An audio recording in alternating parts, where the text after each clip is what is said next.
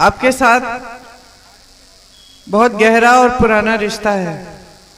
इस रिश्ते को आपने ही बनाया, क्योंकि आपके यहाँ की जो जनता है बहुत जागरूक रही है हमेशा। तो 100 साल पहले भी जागरूक थी। तो एक बार 103 साल पहले यहाँ पे किसानों का एक बहुत बड़ा आंदोलन हुआ।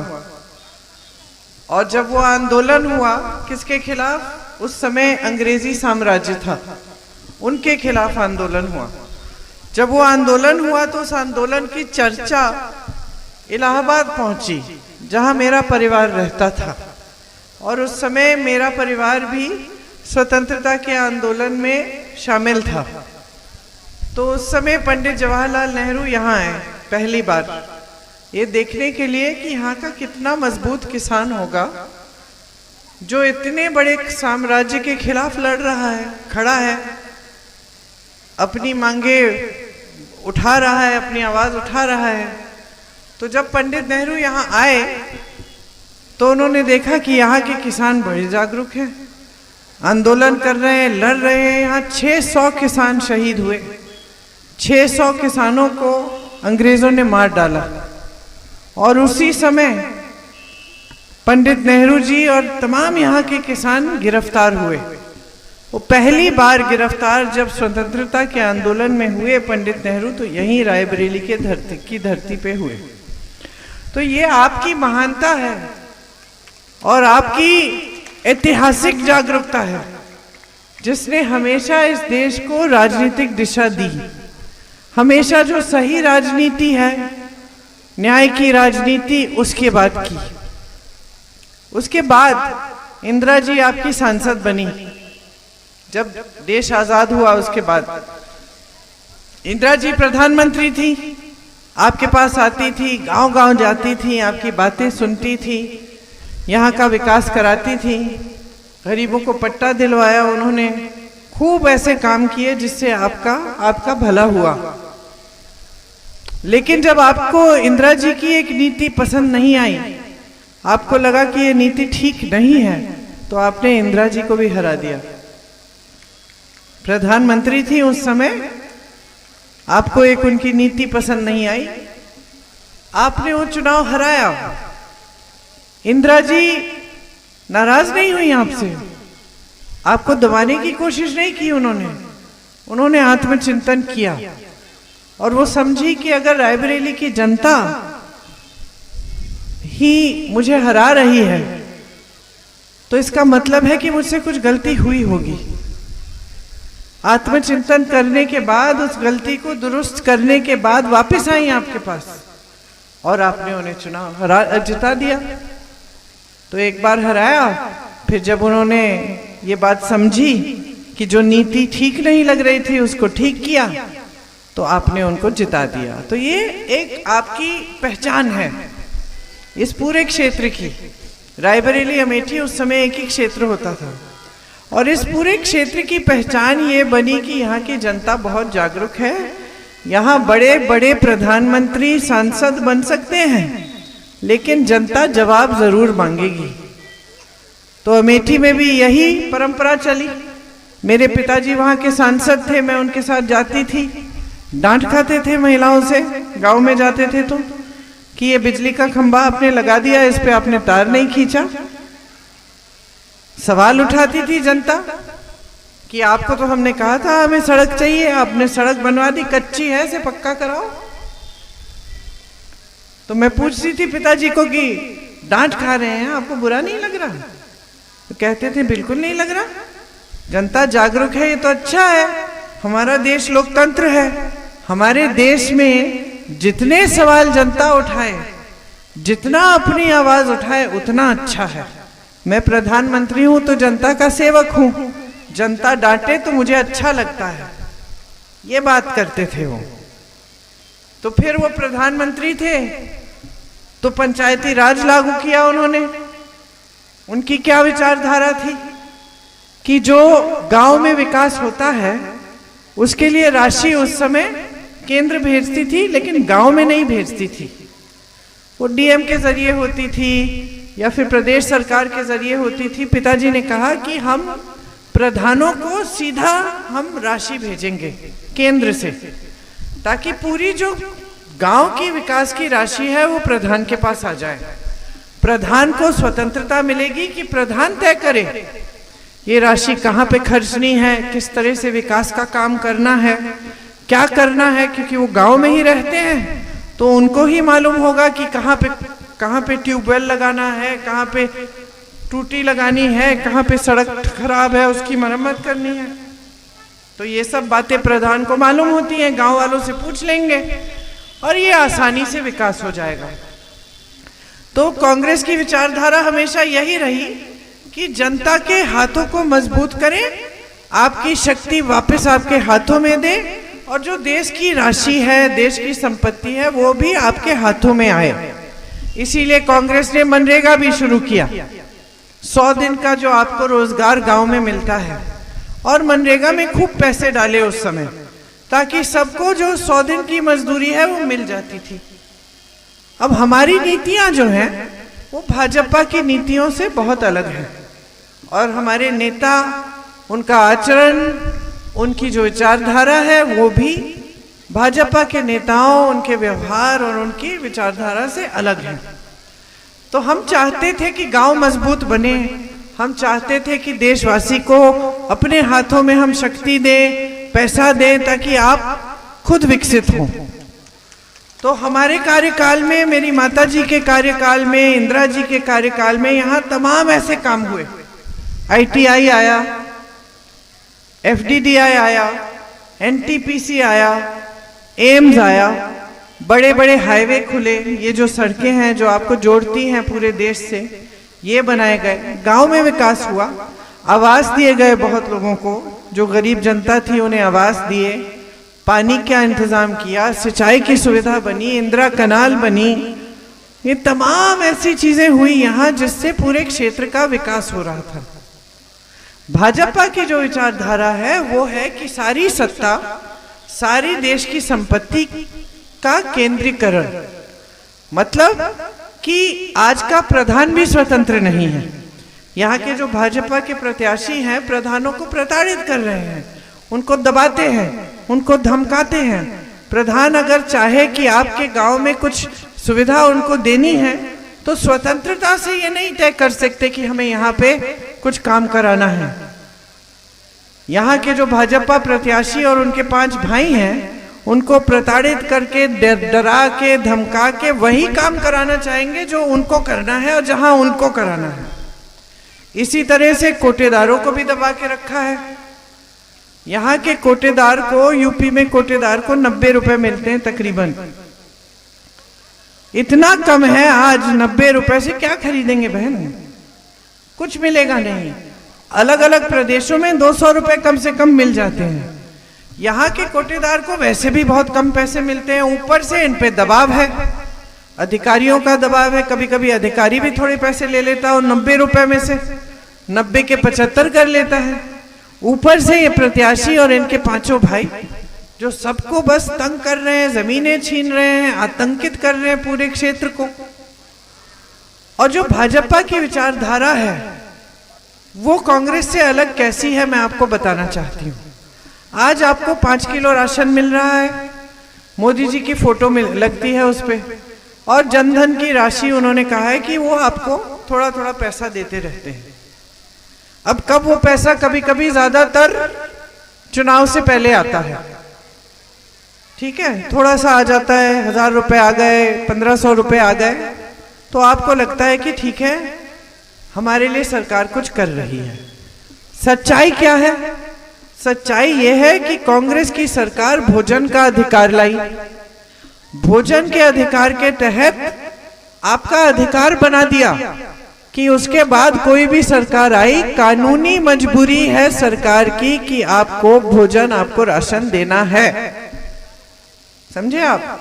तो मोदी जी जो पूरे देश भर में फैला रहे हैं कि आप पे बहुत एहसान कर दिया ये बोरा पकड़ा कर, असलियत ये है कि वो कानून से मजबूर हैं, देना ही है, क्योंकि कांग्रेस ने ये बहुत पहले आपका अधिकार बना दिया था।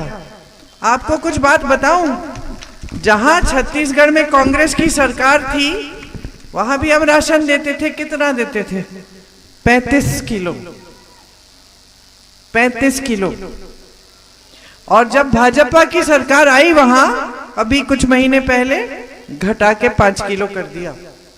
ये उनकी नीतियां हैं।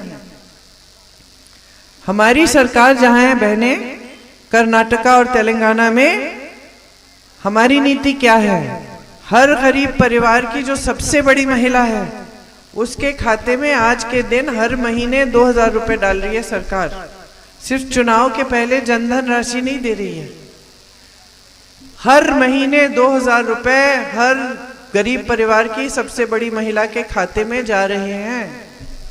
और हमने कहा है, गारंटी दे रहे हैं, हम कह रहे हैं कि अगर हमारी केंद्र में सरकार आएगी तो देश भर में गरीब परिवारों की जो सबसे बड़ी महिला है उसके खाते में हर महीने हम 8500 रुपए डलवाएंगे। 1 लाख में हर गरीब परिवार की सबसे बड़ी महिला को 1 साल में 1 लाख रुपए मिलेंगे सरकार से। ये हमारी नीति है। मोदी जी की नीति है कि आपको राशन पकड़ा दिया, आपको कह दिया कि आप पर एहसान कर रहे हैं, आपके लिए और कुछ नहीं किया, आपको अपने पैरों पे खड़े होने के लिए कोई नीति नहीं बनाई। ऊपर से आपसे इसके नाम पर, राम के नाम पर वोट मांगते हैं, धर्म के नाम पर वोट मांगते हैं, आपके लिए काम करके नहीं दिखाते। आपने जो राजनीतिक परंपरा यहां स्थापित की वो क्या थी कि इंदिरा गांधी आ सकती थी आपके सामने, लेकिन वो आपके प्रति जवाबदेही थी। आज मोदी जी की सरकार, मोदी जी की नीतियां, मोदी जी के नेता आपके प्रति जवाबदेही नहीं है। आज मोदी जी की हर नीति बन रही है बड़े बड़े खरबपतियों के लिए। आप कहेंगे कैसे? मैं बताती हूं। देश के बंदरगाह, हवाई अड्डे, देश का पेट, देश का पावर, देश की बिजली, देश के बड़े बड़े सड़कों के ठेके, सब देश के बड़े बड़े कारखाने, जो सरकारी कारखाने थे उनकी सब्सिडीज सब अपने 22 बड़े बड़े खरबपति मित्रों को दे चुके हैं। सारी संपत्ति उनके हाथों में है आज। उन कारखानों से, उन सेक्टरों से आपको रोजगार मिलता था। मोदी जी ने अपने कार्यकाल में 16 लाख करोड़ रुपए कर्ज माफ किए हैं बड़े खरबपतियों के। अब आप बताइए, खरबपति जिसके पास खरबों रुपए हैं, हजारों करोड़ रुपए हैं, वो कर्ज क्यों उठाता है? अपनी बेटी की शादी के लिए नहीं, खेती में नुकसान हो गया उसके लिए नहीं, कोई बड़ी जरूरत हो गई, किसी का इलाज करना है उसके लिए। वो कर्ज इसलिए लेता है कि ताकि जो इनके 1000 करोड़ रुपए हैं वो 10,000 करोड़ रुपए बन जाएं। अपना बिजनेस को, अपने बिजनेस की प्रगति करने के लिए लेता है। देश का किसान कब लेता है कर्ज? जब बेटी की शादी करनी पड़ती है, जब बच्चे की ट्यूशन की फीस देनी पड़ती है, जब खेती खराब हो जाती है, उपज के लिए सही दाम नहीं मिलता है और उसको नई उपज उगानी है, नहीं तो बच्चों के पेट नहीं भरेंगे। जब किसी को कैंसर हो जाता है, उसका ट्रीटमेंट कराना है, तब कर्ज लेता है। और मोदी जी की ये नीति है कि 16 लाख करोड़ रुपए ये कर्ज माफ कर रहे हैं बड़े खरबपतियों के, लेकिन इस देश के किसान का एक कर्ज माफ करते नहीं है।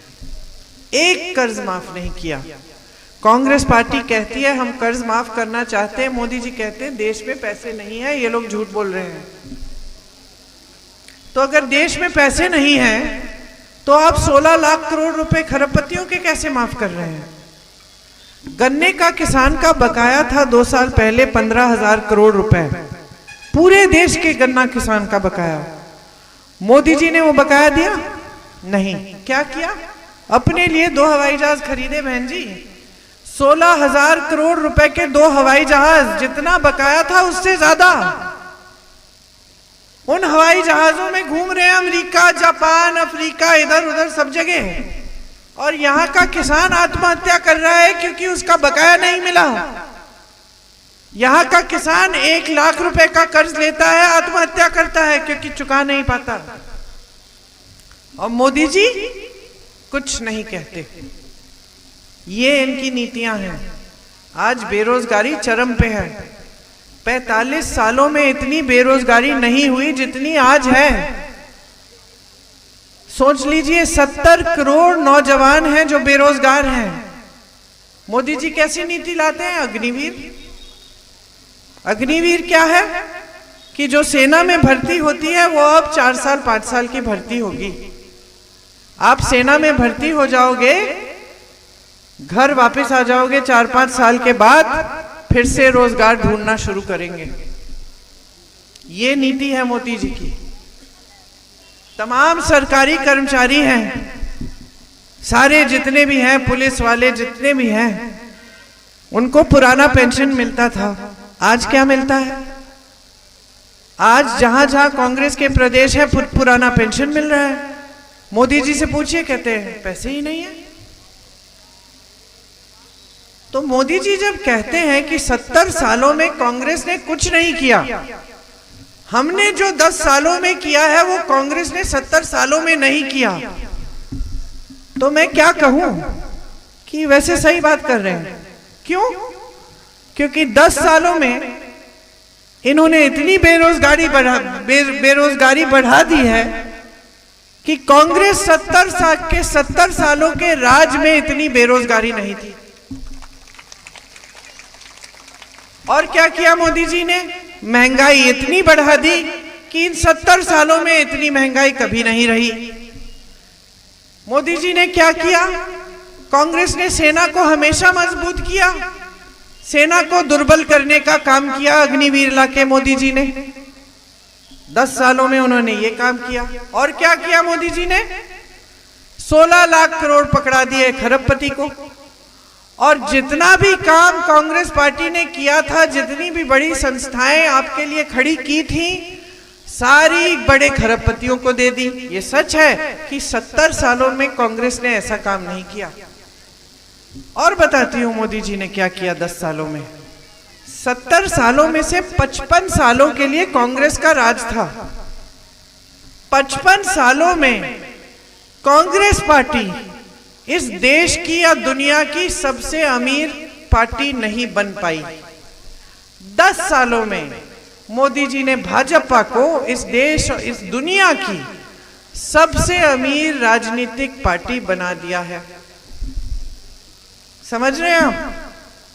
तो ये सच है कि जो 10 सालों में इन्होंने देश को बिगाड़ने का काम किया है, वो 70 सालों में कांग्रेस पार्टी ने नहीं किया।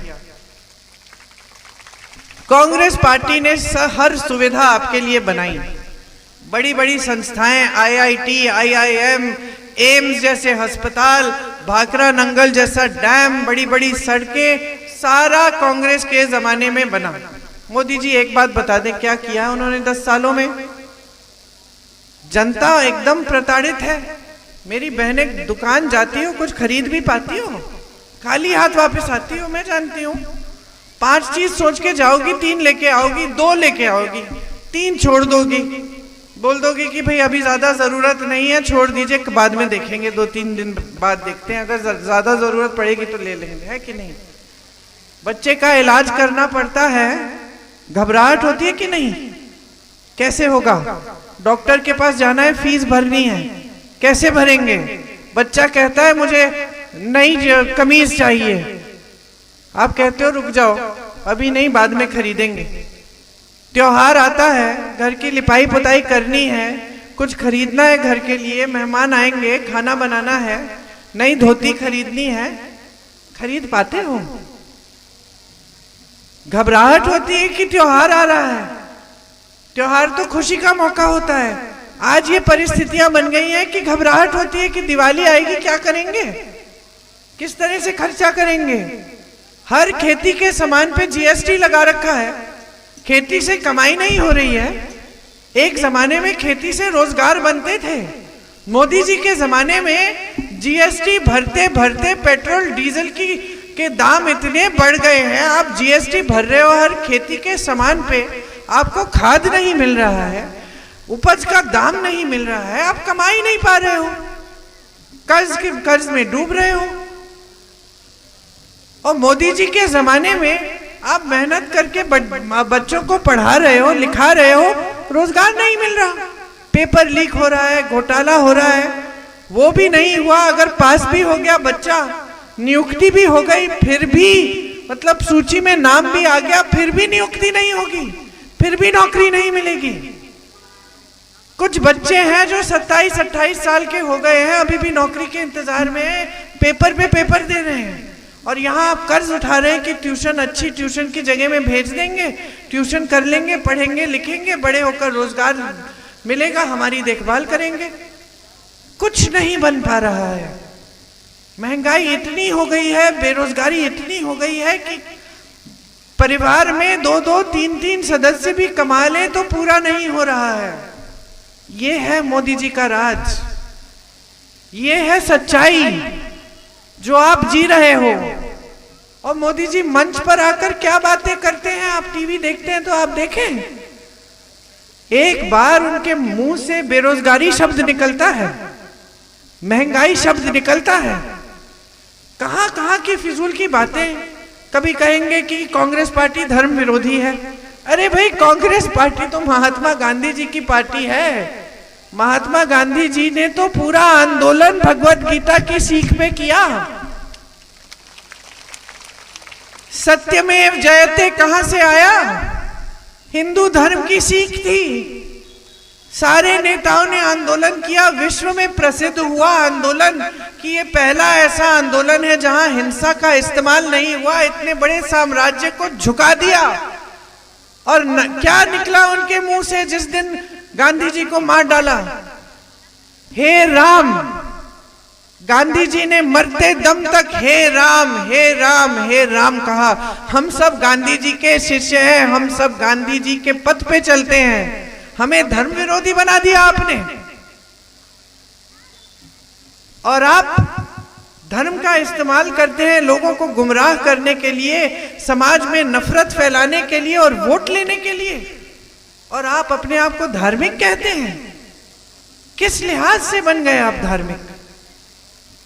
बड़े बड़े प्रधानमंत्री आपके सांसद रहे, कभी आपसे ये बात कही कि भगवान के नाम पर हमें वोट दो?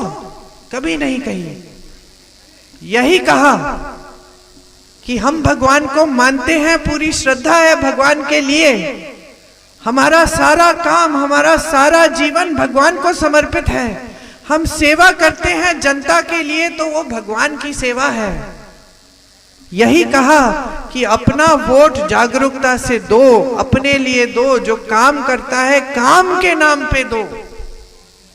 बड़े बड़े प्रधानमंत्री आए। मैंने अपने पिताजी से एक बार पूछा, पिताजी प्रचार करने जा रही हूं आपके लिए, अमेठी भेजते थे मुझे प्रचार के लिए, क्या बोलूं? पिताजी ने कहा, बेटा जनता को बताओ कि हमने क्या क्या किया है।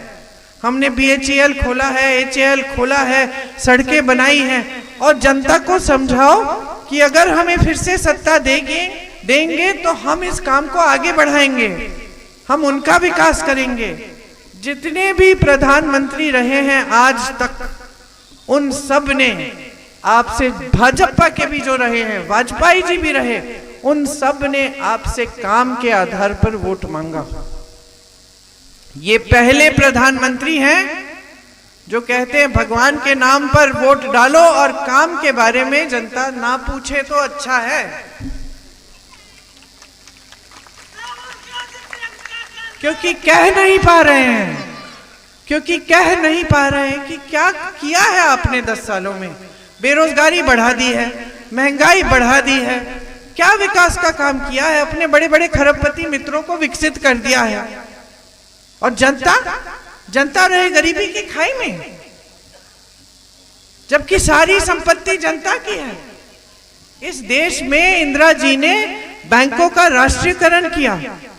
इसका मतलब क्या था? निजी बैंक होते थे, आपको बैंक खोलना था, आप बैंक खोल लेते थे, लोग बैंक में पैसे जमा कर लेते थे, आप उस पैसों का कहीं भी इस्तेमाल कर सकते थे। इंदिरा जी ने राष्ट्रीयकरण किया कि सारे बैंक सरकार के होंगे। मतलब जो जनता पैसे इकट्ठे करेगी, उन पैसों पर सरकार का अधिकार होगा कि सरकार जनता के विकास के लिए खर्चेगी और कहां कैसे खर्चे जाएंगे वो सरकार तय करेगी जनता के लिए। आज क्या हो रहा है, वही सरकारी बैंक बड़े बड़े खरबपतियों के लाखों करोड़ रुपए माफ कर रही है। वो कर्ज ले रहे हैं सरकारी बैंकों से, आप अपनी बचत डाल रहे हैं, वो कर्ज ले रहे हैं, उनके कर्ज माफ, और आपका क्या होगा? कुछ नहीं। ये आप अपने जीवन में देख रहे हैं आपको टीवी पे दिखाया जा रहा है कि भगवान जाने कितनी तरक्की हो गई है, देश कितना आगे बढ़ गया है, मोदी जी जैसे सक्षम नेता नहीं रहे। और सच्चाई आपके जीवन में, अरे देशवासी तो आप हैं, 140 करोड़ थोड़ी खरबपति हैं, 140 करोड़ जनता तो आपकी तरह है, किसान है, मजदूर है, महिला है, काम कर रही है अपने घर में, खेती में। तो आपके जीवन में ये तरक्की क्यों नहीं उतर रही है? अगर इतनी तरक्की हुई है, क्योंकि है ही नहीं, तरक्की सिर्फ बड़े बड़े खरबपतियों की हुई है। तो हम चाहते हैं कि आपके लिए अच्छी अच्छी नीतियां बने, कि हमारी सरकार आए तो 8,500 रुपए हर गरीब परिवार के सबसे बड़ी महिला के खाते में चली जाए, 1 लाख रुपए सालाना आपको मिले, स्नातक पास के लिए अधिकार बनाएंगे कि आपकी पहली जो नौकरी है सरकार को देनी पड़ेगी, आपका अधिकार बनेगा। जीएसटी से सारे खेती किसानी के सामान मुक्त करेंगे। ये सब नीतियां हम आपकी भलाई के लिए लाना चाहते हैं, क्योंकि हम देख रहे हैं कि अन्याय हो रहा है, हम देख रहे हैं कि लोकतंत्र को दुर्बल बनाया जा रहा है, जनता के अधिकार घट रहे हैं, कम हो रहे हैं, कमजोर हो रहे हैं, और बड़े बड़े लोगों के लिए सब कुछ तय हो रहा है। तो मैं सिर्फ आपसे ये आग्रह करने आई हूं कि जागरूक बन जाओ।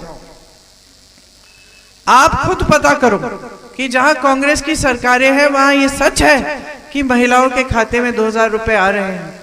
खुद पता करो, कोई रिश्तेदार पलायन करके गया, उससे पूछो क्या ये सच है कि छत्तीसगढ़ में सारे किसानों के कर्ज माफ हुए थे?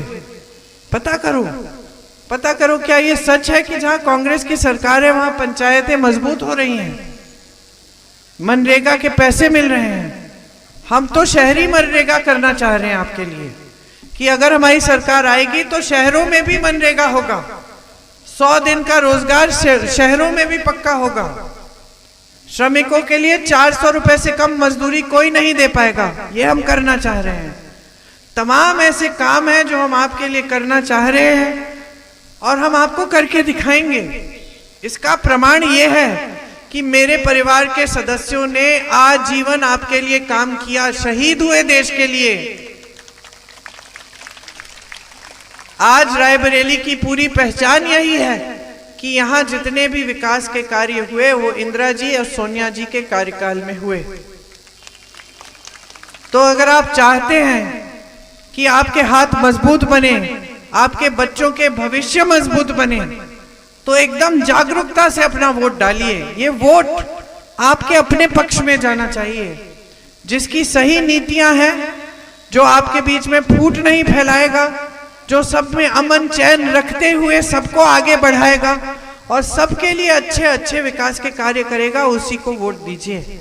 मेरे भाई राहुल जी वो बड़े सच्चे इंसान हैं, सच बोलने की बड़ी आदत है। कभी कभी मैं कह देती हूँ इतना भी मत बोलो। क्यों? क्योंकि मेरा मुंह देखते ही कह देते हैं मोटी हो रही है। तो मैं कहती हूँ मुझे एक आध झूठ तो बोल दो कि मैं अच्छी लग रही हूँ, क्या जरूरत है बोलने की मोटी हो रही हूँ। मजाक कर रही हूँ, लेकिन उनको आदत है सच बोलने की। वो कभी आपके सामने आकर आपको झूठा वादा नहीं करने वाले, ये मैं आपको बता देती हूँ। अगर आपकी कोई मांग है जो पूरी नहीं कर सकते, वो आपके मुंह पे बोल देंगे कि ये सड़क यहाँ पे नहीं बनेगी लेकिन वहां पे इस तरह से हम बना सकते हैं, सच बोलेंगे। और दूसरी खासियत उनकी ये है कि अन्याय नहीं सह सकते। वो देखते हैं कि किसी पे अन्याय हो रहा है तो एकदम भड़क जाते हैं, लड़ लेते हैं न्याय के लिए। और उनकी पूरी जो उनका जो पूरा राजनीतिक जीवन रहा है, पूरी राजनीतिक विचारधारा और लड़ाई रही है, वो अन्याय के खिलाफ रही है।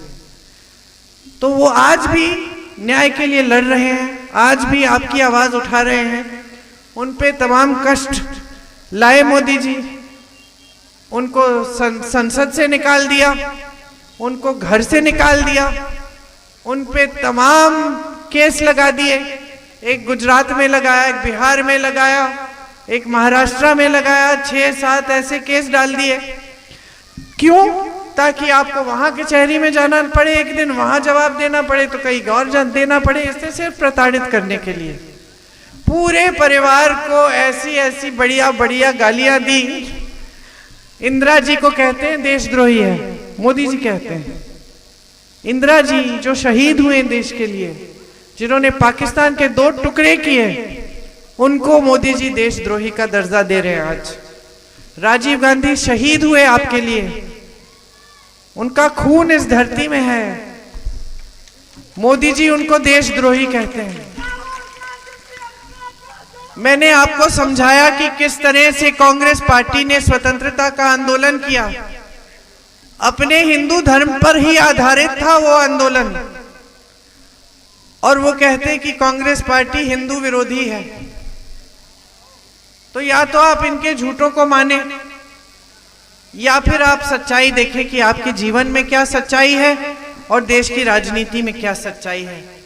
मेरे भाई हमेशा आपके प्रति सच्चे ही रहेंगे और आपके लिए दिन रात काम करके दिखाएंगे।